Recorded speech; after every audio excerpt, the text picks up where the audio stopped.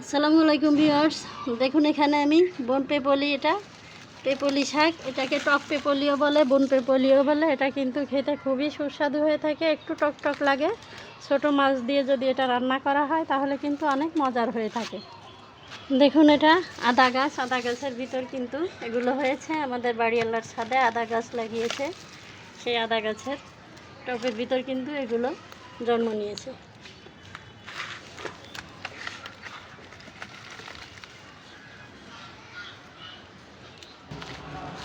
Viewers দেখুন, ছাদে গাছে কিন্তু অনেক সুন্দর বেগুন হয়েছে। এই যে আমি কিন্তু এখন শুধু এই শাকগুলো তুলে নিব। গাছে মরিচ হয়েছে, অনেক সুন্দর মরিচ হয়েছে, এই কাঁচা মরিচ।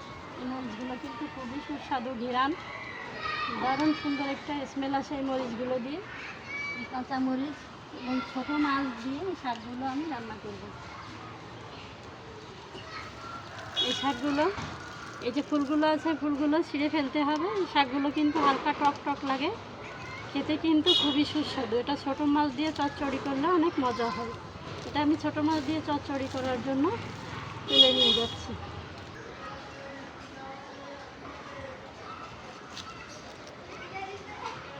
দেখুন কিছুটা কাঁচামরিচ ছিঁড়ে নিয়েছি, এগুলো দিয়ে এটা রান্না করে আমি দেখিয়ে দেবো।